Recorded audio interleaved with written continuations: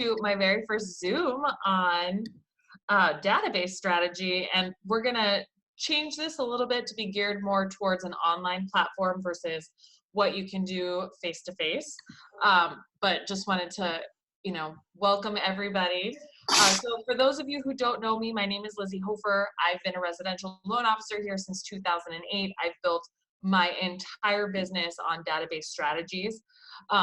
In 2013, I actually had a career reboot. I got fired from my job and had to restart building a database using all the strategies that I'm going to teach you today.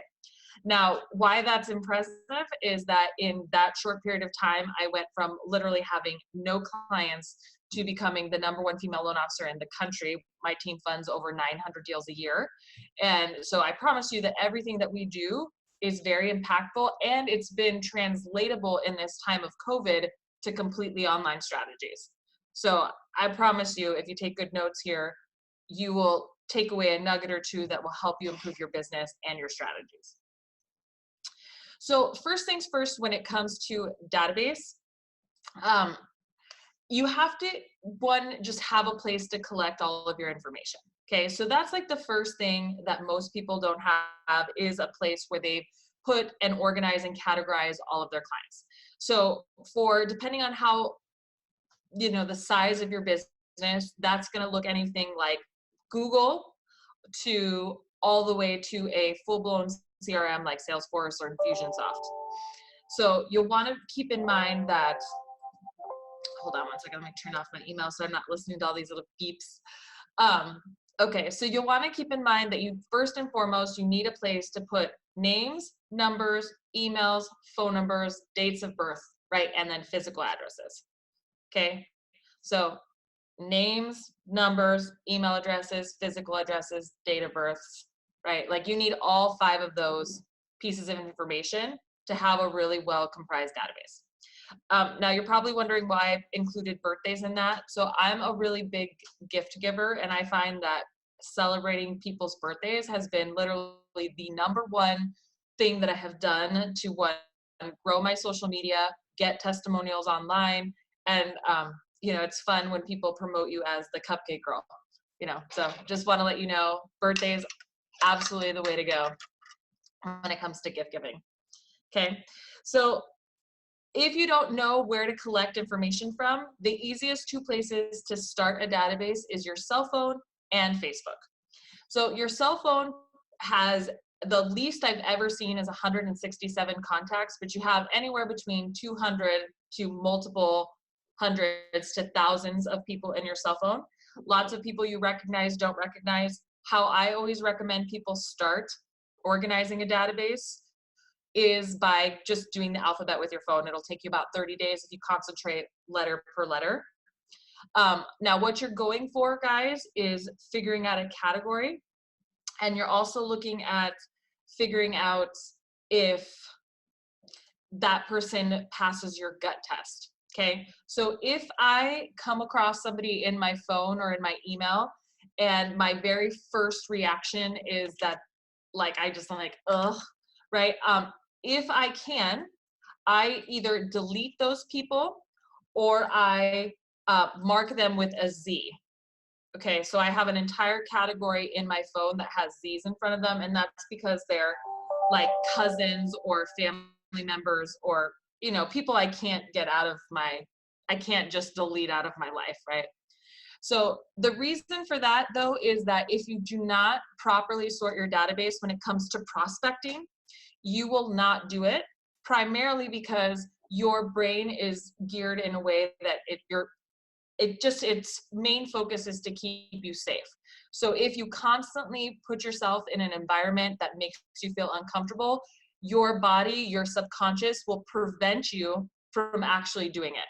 So lots of you know already, right, that you need a database, you need to be communicating with friends and family, you need to be reaching out to past clients, and yet you don't do it, primarily because the very first emotion that you experience is feeling uncomfortable. And because your subconscious is aware of that, it actually literally prevents you from doing it. And so I just want you to know it's your fault, but then also not your fault. The way out of that though is to be very mindful of who and what you're doing. So if you only prospect to people that you know, like, right, it'll be completely different experience for you. Okay. So categories that I like to organize my database by, and I'm gonna share my screen. Let me see if okay. So the categories that I like to, can you guys see this? Where it says raving fans? Okay, perfect. So for me, these are the 4 different categories that I like to sort people, and then I like to sort them by occupations, okay? And then I also like to sort them by influence. So you'll notice that a raving fan is a 9 to 10. Okay, raving fans, in order to qualify, 1, they have to be a customer that is so excited about my business, they're willing to tell every single person about it. But you see where it gets a 9 to 10? That's the influence score, right? So this is the score that they have, right? So do they have a community of people that actually pay attention to them, right? That would listen to their recommendation, right? Because a lot of times I have people that are interested, right? That would absolutely recommend me, but nobody would really listen to them, okay? So you just want to make sure that if you're categorizing them by their enthusiasm for your business and the influence that they have in a community. Then you have a promoter, right? And this is where most people will land if they're a good person in your database. So these are all the people that would be willing to refer you. They're raving fans, but they don't really have influence. And just people that also, like, if they know that there's a need, right? So this is one of the easiest ways to categorize people in your database is through like posting something on social media. So if you said, hey guys, I'm looking for a good estate attorney, and all of the people that respond to that post, that's a promoter. So they have to know that somebody is in need of your services, and then they'll respond. They don't have to know that, somebody doesn't have to ask them specifically. Okay, and that's like a big differentiator.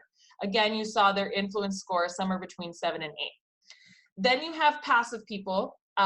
This is 60% of your database. Okay, this is the majority of people you know. They'll fall into a category of passive. People don't like to look bad, so they don't really like to give referrals. Just know that it's not normal for people to just be super excited about extending a recommendation. There are people that are satisfied with your services. They wouldn't go anywhere else, but they might leave you if they come across somebody who's a promoter or raving fan who has stronger feelings than they do. Or a detractor, right? So a detractor, right, has no enthusiasm for your business, right? They are the opposite of a raving fan. So they are literally telling the world why they shouldn't do business with you. Now, here's the thing about detractors. I have not ever really met somebody that was willing to hate on somebody else that really had a large social influence.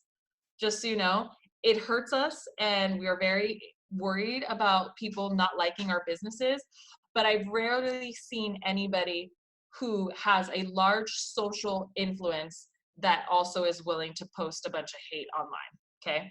So keep in mind that detractors, we always pay attention to them, and they are a part of our love campaign, just like a raving fan would be, because I have also found that if I can make a detractor happy, they instantaneously jump into the promoter raving fan category.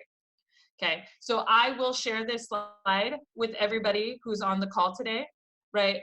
So just so you know, so you don't have to write everything down, but this is how I categorize people in addition to their influence, right? And so influence, what I'm looking for, just so you know, are people, again, that have a community that listens to them, right? So I would rank them as raving fan, influencer, or I would rank them by their profession, right? So we're talking about business people, influencers, right? And then past clients.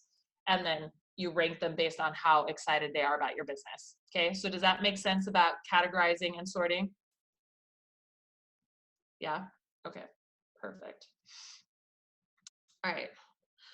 There's only a couple of you with cameras on, so I don't know if I'm making sense or not. So if I get a thumbs up, that's really helpful. Hi, Drew.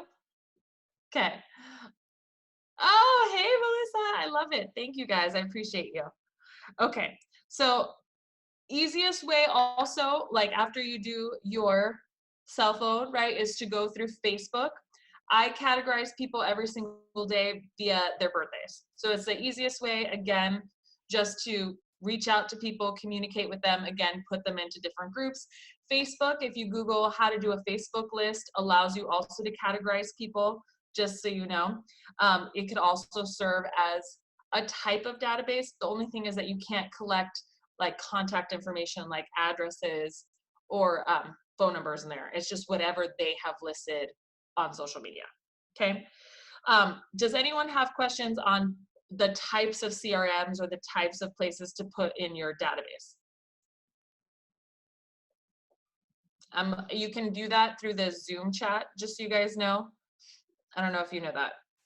Okay, because if you don't, I'm going to move on to what to say and then how to communicate in today's digital market. Okay, awesome. Alrighty, so the biggest hurdle that I find when people are talking about database is that they don't know how to initiate the communication. They feel uncomfortable because it's been a really long time since they've reached out to these people, or they don't want to come across as salesy to their friends and family, right? So like that's literally the number one thing that I hear all the time for people. And so the best way around that obstacle is to start with communication that is about extracting value, right? So what is it like if you were calling, right? And one, a birthday call is super easy to do, which is also why I recommend starting a database on Facebook with birthdays, right? Because the conversation starts with, happy birthday. How the heck are you? Any big plans to celebrate? Any big plans for this next year of your life? Is there anything that I can do to make your birthday awesome? Is there anything I can do to make this year special for you? Right? Easy conversation. Okay, super easy. Now, that conversation is frog. So it's family, recreation, occupation, goals, right? It's the easiest conversation to have on somebody's birthday. The objective every time you make a phone call or you reach out for communication is to always come back with homework, right? Always come back with one piece of information, one item that you can provide to that person so that you have a reason to call them back, right? Think about dating, okay? And if for those of you who are married or in a relationship, you remember what it was like to initiate the conversation and then to try to initiate that next date, right? Or initiate conversations. Oh, I'll send him this because it reminded him of this. He said he liked this. Or, oh, I'm going to take her here because she said that she wanted to go here. It's the same thing when it comes to prospecting and connecting with your database, right? So if you're calling somebody and they said, God, I really want to try this next golf course. This is the way I'm going to celebrate. I'm so excited, right? What things could you do to provide value? Could you recommend a video on swings or on grips? Could you recommend new golf balls? Could you offer to pay for a round, right? Could you follow up and say, hey, how was the golf, right? Could you buy them a beer, right? There's all kinds of things that you can do to then bring value and then have a follow-up, okay? So objectives with calls are to extract how you can provide value, and then your job is to keep providing value, but don't hang up unless you've asked for a way that you can help people, okay? This is how the follow-up process happens. If you hang up and you didn't get anything that you can do to provide value back, it does not count as a prospecting call. Okay, this is all about them.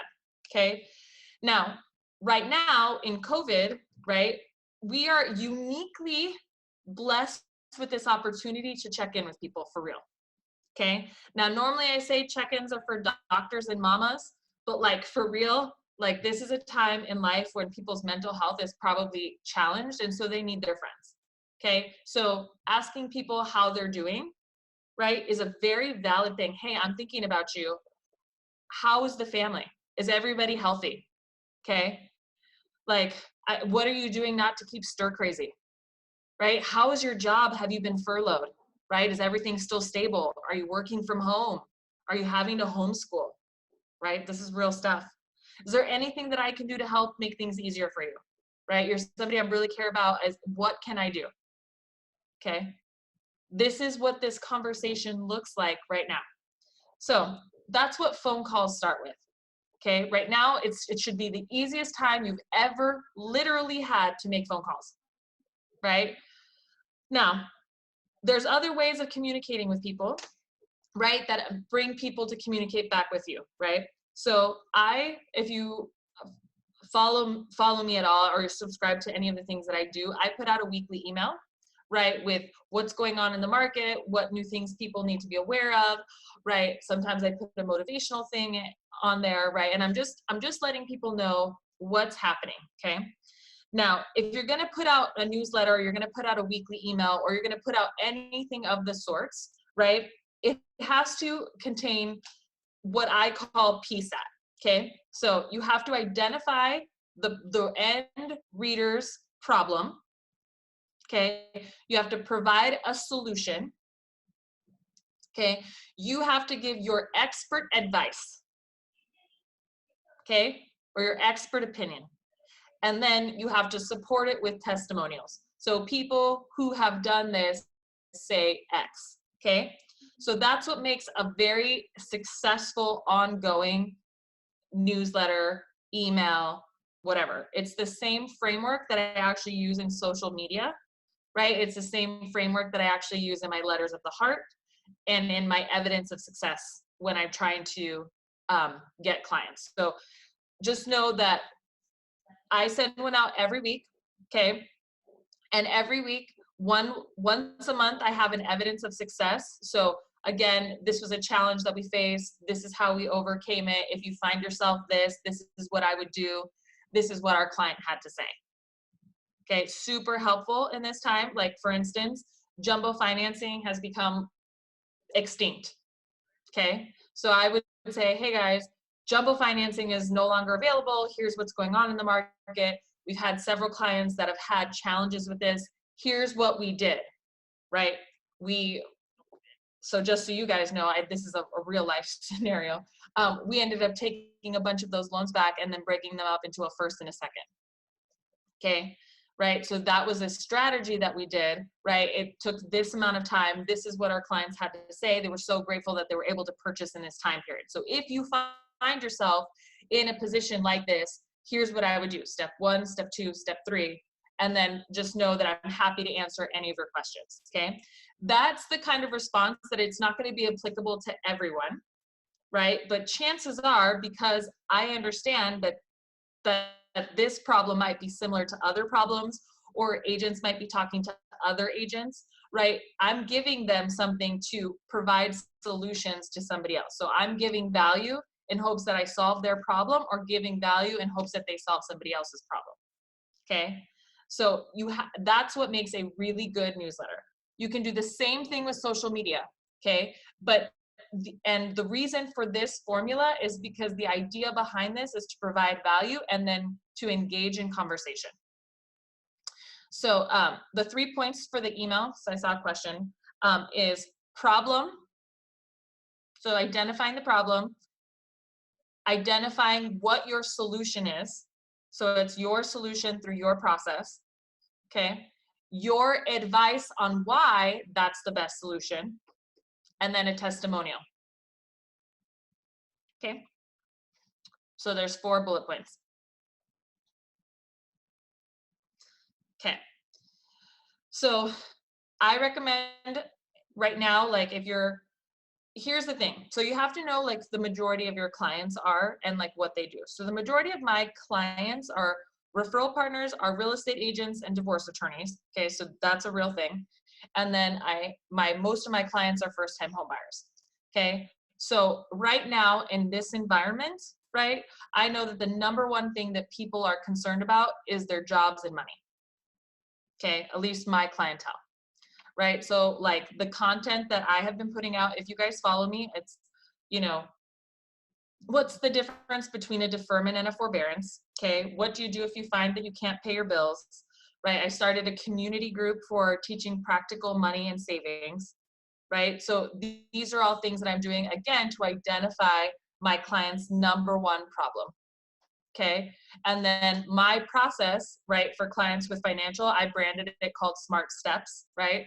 So, and the reason that I think it's the best is because it's conservative, and I've worked in mortgages for now 17 years. And this is the pathway that I've seen the majority of people find success. Okay.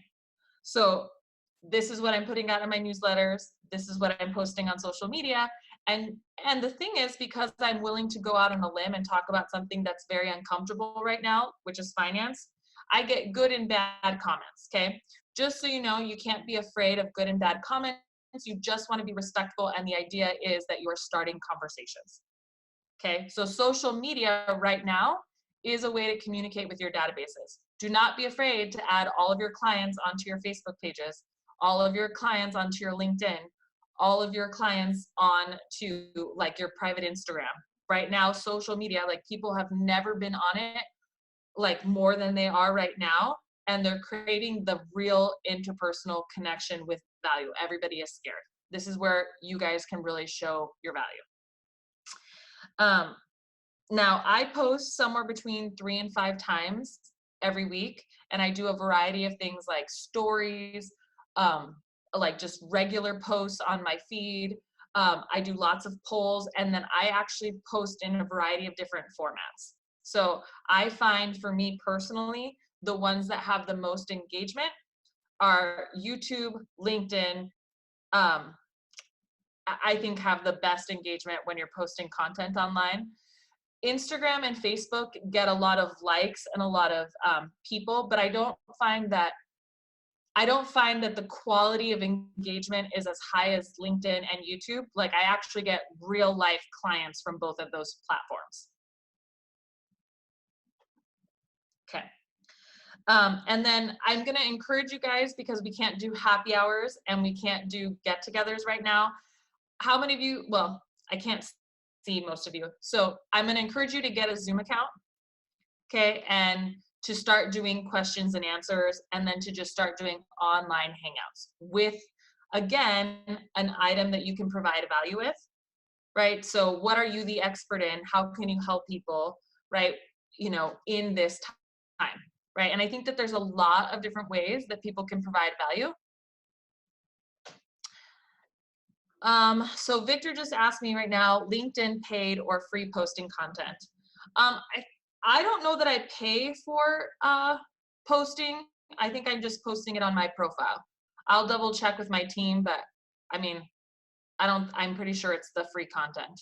All right. I was just asking if it was the free LinkedIn account or if you're doing the paid version to reach more people. No, I'm just trying to connect to my database. So like for this all to work, guys, you're really trying to go deep with people that already know you and like you. Okay.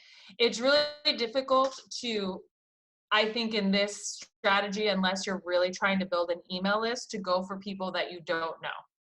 Now, you can use the same strategy though, Victor, if you were trying to do that through boosted posts and stuff, so long as you have a call to action, right? For me, in the database strategy, you are putting forth all of the prospecting activities, the phone calls, the newsletters, the emails, the messages, like that has to come from you in a regular schedule, right? Which I was about to go into right now in terms of consistency, right?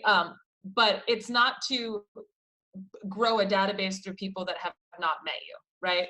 You can definitely do that. Lots of online marketers do it. It just takes a lot longer time, and you're going to be spending a lot more money in advertisement. Okay, so this is a strategy to start conversations, to go deep with people that know you, and to have a reason to connect with them. Okay, I promise you that if you make if you make it a point to have 5 conversations, so not 5 dials, okay, 5 dials is going to get you nowhere. You might have 2 conversations out of 5 dials, right? If you have 5 great conversations where you leave and you get a piece of value to give back to somebody, I promise you, you at least end the day with 1 to 2 leads, okay? If you get 25 leads in a month, you're closing somewhere between 3 and 4 deals a month, okay? 3 and 4 deals is an awesome, right, business for most people. Okay, and then you'll just have to scale those numbers up and down. Okay. Heidi asked me, would I recommend doing this to the whole CRM, sphere, or past clients? So I recommend that your database is about 300 people. Okay. I think that you need at minimum 50 people with influence in your database. I think you need 50 business referral partners in your database. And then the rest can be past clients and then people, friends, and family. Okay. So 150, right, is like just the starting out point. The most ideal database, though, is around 300. And I would recommend doing this to like the entire, all of the people that you have included in your CRM. So my Facebook, guys, is completely open. All of my social media profiles are completely open. That's how I get the people from my high school. That's how I get the people from, that I haven't talked to since college, or old clients that find me from there, right? It's just another really great way, which is why I believe that a database strategy, even before this happened, has to include social media, okay? Like, you can also practice the same conversations in text message, right? If that makes you feel more comfortable, and in direct message on whatever social media platform you are on the most, okay? All right. So, so with communication, guys, the frequency has to be at least once a week, right? In terms of email communication, I think. I think you need to make a minimum of 5 great conversations a day, however many dials that takes you. Okay. I think that you need to post on social media 3 to 5 times a week. And I think that it would be very like next level of you if you could create a social hangout of some kind around a theme where you are the center of influence, providing value back to people. Okay. And there's lots of good ones. Like if you're involved in a group, right, people do this around, neighborhoods. They do it around hobbies. They do it around finance. Like mine is about finances. They do it on marketing. Whatever you're interested in, you can provide it. If you were a former teacher, right, or in education in any way, I think one of the best ideas I heard is to create a group where you can give practical teaching tips to parents. Okay. So just be aware of that. Okay. So let's open it up for questions, because I want to figure out, right, because we have, about 15 minutes or so where we can really tackle some people's like direct questions about database management, struggles that you're having right now in the current environment, right? Switching from a face-to-face to an online platform, right? Let's go from there. And if you guys want to unmute yourselves, that'd be fine too. I'm like seeing so many old people. Hi, Trina. I don't know if you can hear me. It's fun that you joined. Hi, Victor. Nice to see your face. Michelle Noma's on here. Woohoo. And then Karina, hello. This is like so exciting. I haven't seen some of you guys in forever. And I love this, right? So here's a perfect example, right? So because we're doing this class on a like on an online platform, I'm seeing people that wouldn't normally come to an event that I would host because they live on the complete opposite side of town, right? So this is something super cool that I'm just personally experiencing like right now, right? So what questions can I answer for you about database? People are scared. So Lizy, can you hear me? Yep. Okay. I use Lines Desk, but I see a lot of my stats, they go into the junk folder. So I'm even paying for the pro version. Is there any other like way around it to get more opens? So yeah, so what I would do is I would probably switch your email format for the current moment to MailChimp through Gmail. And it's what happens is if your emails have a lot of HTML in them, right, and people, if they take too long to open and people delete them, or you have a low open rate, it'll just filter into spam. Okay. So I've personally struggled with that in the past, and that's why my emails are so basic. I don't know if you get them, but they're just an email with a header. So you're saying go back to MailChimp, right? That's kind of a little bit more expensive than Lines Desk with the database that I have. So that's kind of why I switched from actually MailChimp to Lines Desk. So here's the thing though, right? So like, I know it's a cost, but if people aren't opening your email, like you're literally tripping over dollars to save pennies. Okay. Chris asked, what do I think about handwritten cards and video messages to connect right now? Well, I will tell you that I have gotten a bunch of greetables. It's like this little box with candy or a little box with a cool message in it. And that for me has been super fun. I wanted to mention it in this platform, but I didn't get a chance to look at what it costs, but it's been super fun. I think handwritten notes right now are going to make a comeback because they make people feel special. And right now, like, everyone's bored looking for a way to connect. I love video messages.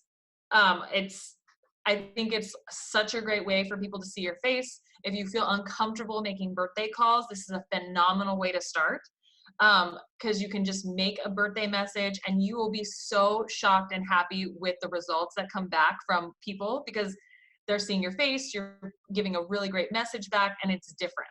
So even though we see a lot of it in real estate, I promise you the general public does not. So I love video messages. I definitely think that they have a better ROI because they come in form of a text, right? And we know that people are glued to their phones. Heidi, what's the best way to get birthdays? Seems weird to call and say, hey, what's your birthday?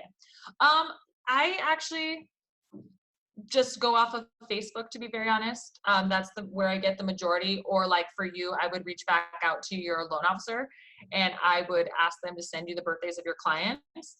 And then just, I don't think it's as weird to say, hey, I'm starting a birthday program.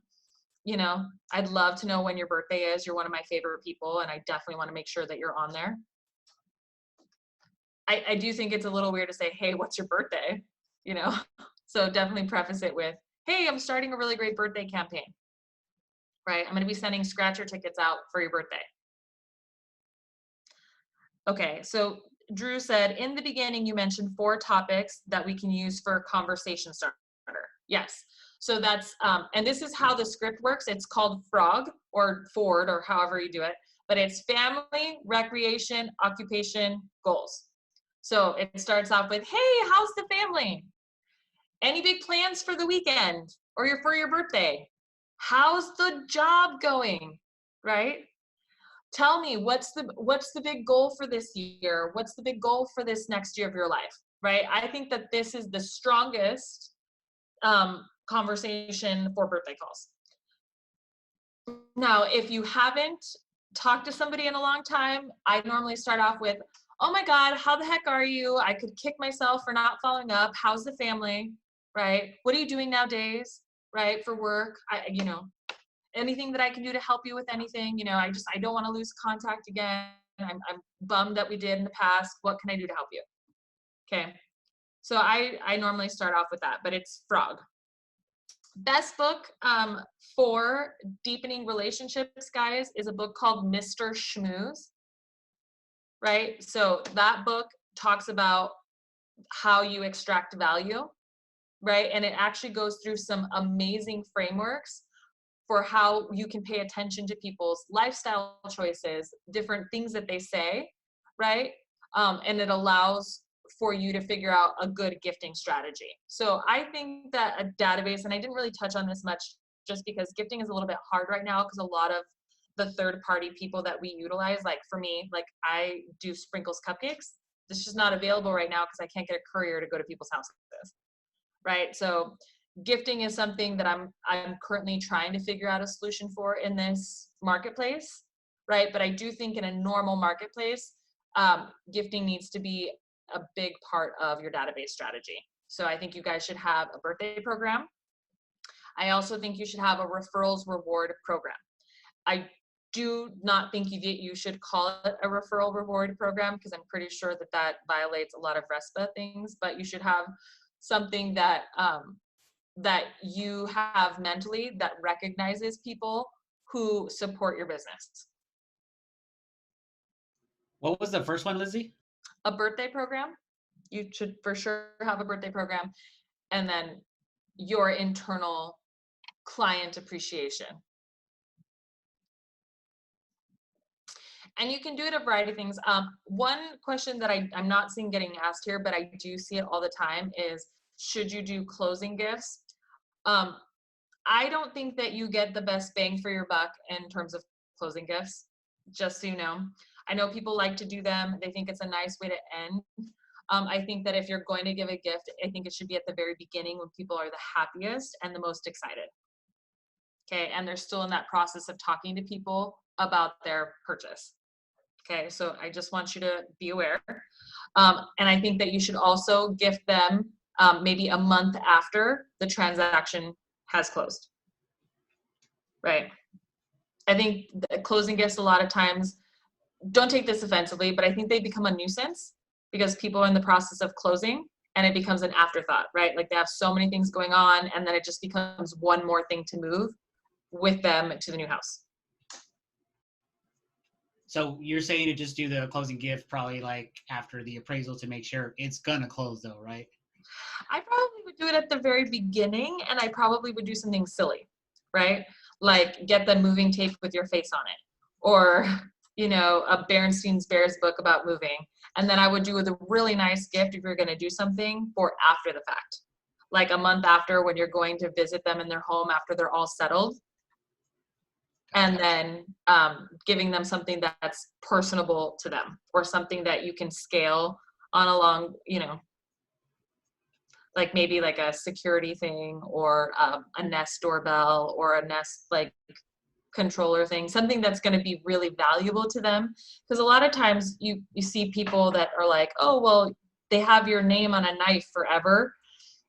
I just think that when things are really valuable and they really provide a solution for you in your life, people recognize those for a lot longer and they're more appreciative.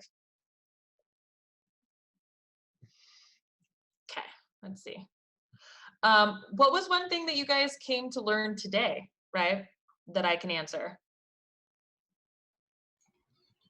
And you guys can unmute yourselves now. I have no idea how to do that. Mine was just email, just maybe making sure I'm on the right platform. And I hate to switch to another CRM because then I got to rebuild all the damn templates. But if that's what, is that what you guys are using? Are you using MailChimp or you have your own software? So I use Salesforce and then I email through MailChimp, you know. I think you can still use MailChimp on Line's Desk though. I'd have to see because it's kind of a pain in the ass. Excuse my language.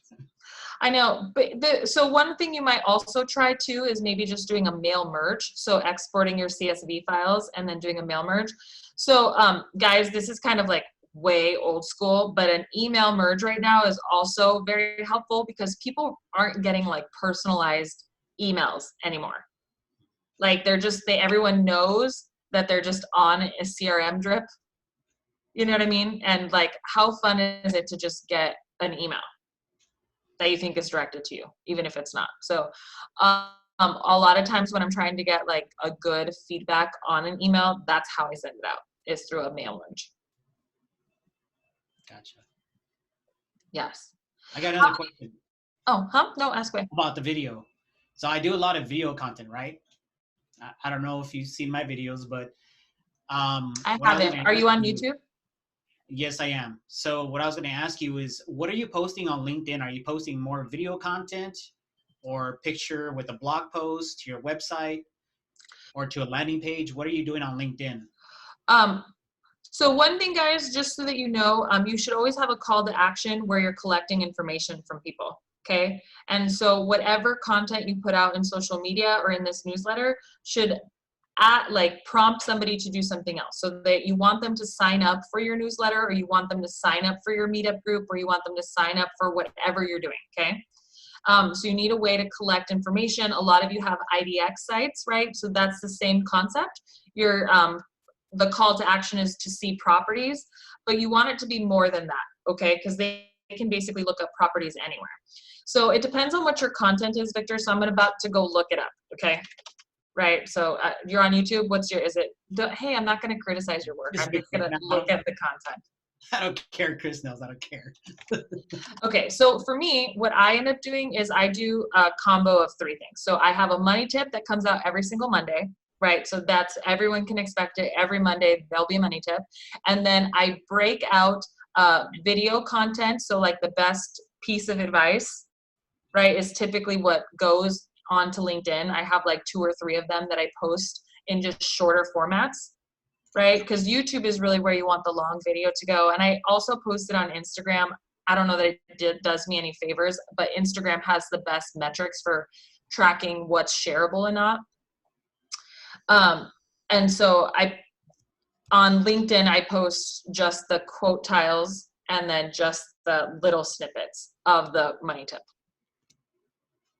So I'm going to your YouTube page right now so I can see what kind of content. And then also, can I pick on you for a sec? Because it's nice to have an example. Of course, I don't care. Okay. So one thing here is that you want to make sure that everything you put out you're utilizing the framework, okay?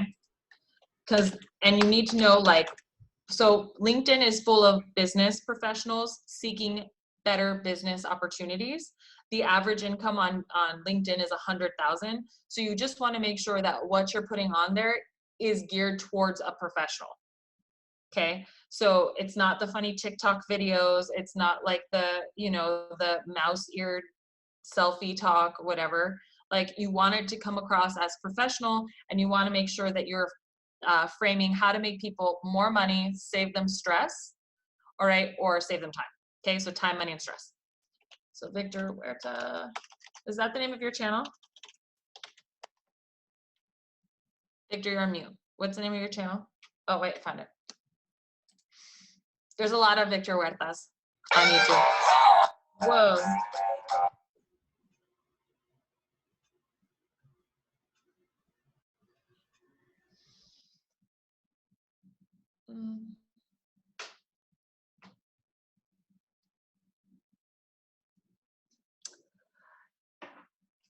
Yeah, so what I would do, I would do the same thing. So you're providing tip videos for people. One thing that I will tell you, that in order to increase your views, is your titles have to be more searchable. So like, one thing that you guys should do is that when you're trying to post on a newsletter or create, because things that are really impactful, right, for making your stuff more seeable, subject lines have to be what people search, have to be noticeable, they have to be funny, they have to stop people. And then also you have to have searchable headlines. So like, I don't know how many people are going to be looking up like Phoenix, Arizona real estate update, where they might say, is the housing market going to crash? Like, would be what somebody would preferably look up. Do you know what I mean? So you just want to make sure about that. And then they need to be more opinionated, right? Like, why buying a home in Phoenix makes the most sense since the coronavirus.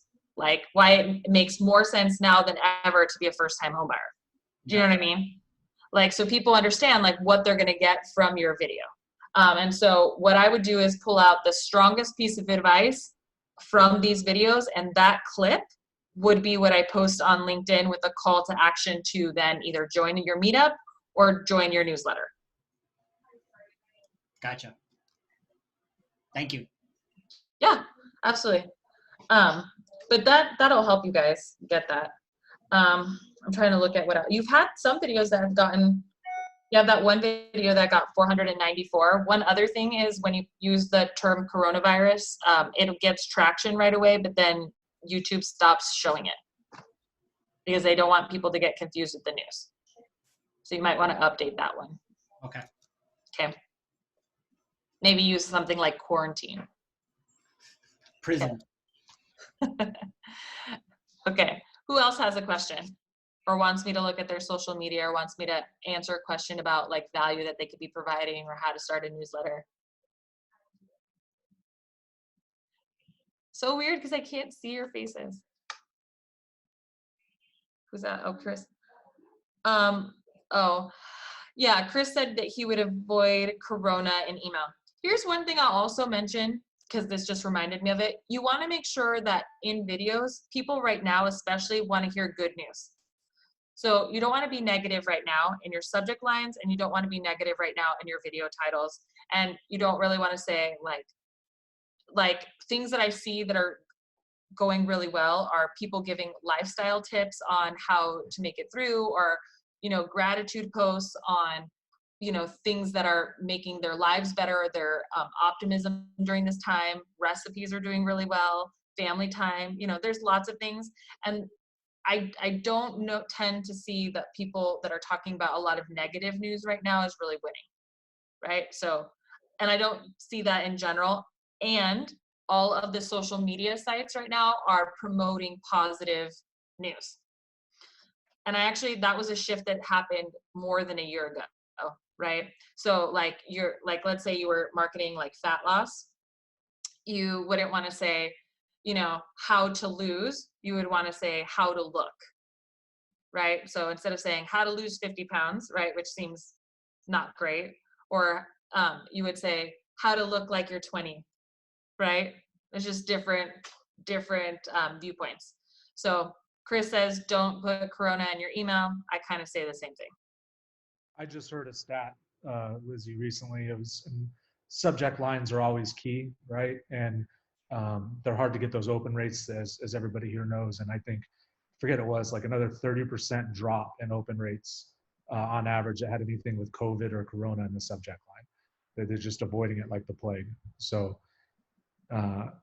if you can anyways, and making sure that you're automated, if you're doing a monthly drip, to make sure that those are up with the times. For sure.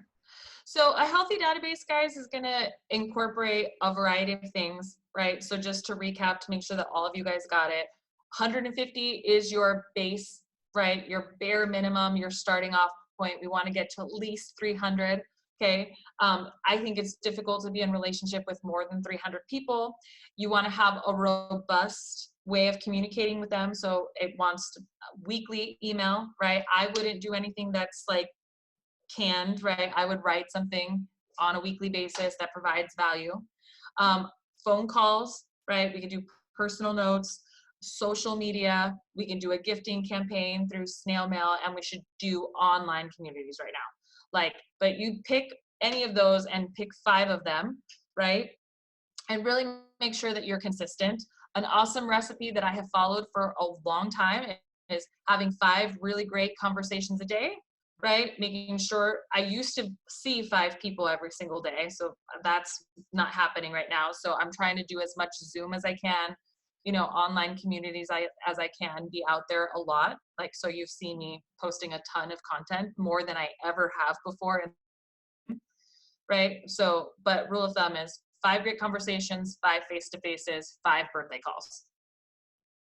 Okay, so if you can do 15 outward bound connections where you're providing value, you are going to have the most unbelievable business. I promise, right? There's no way that somebody who goes from getting fired from their job with no database ends up closing 900 deals without this being literally the game changer, right? The key to this is doing it consistently every day without all of the distractions that happen, right? So I would do this database strategy before anything else, before you check your email, before you get started on handling your transactions. I wouldn't even open any of that until after this is done. So concentrate between 9 and 11 o'clock. Okay, it's kind of like paying yourself first with savings. If you always save first before you spend your money, you'll always have savings. If you wait to save after you're spending, chances are you have nothing left over for spending, or for saving, excuse me. Okay. Well, awesome, guys. I appreciate you guys joining me on an online platform. I'm going to share these PDFs with you guys for everyone that came, because I do have a workbook that has database strategies and another one that has social media frameworks. So I appreciate you guys coming. And if there's no other questions, Kelly, I'm good. Thank you. I'm good. Thank you, Lizy. Yay, guys. Awesome. Thank you.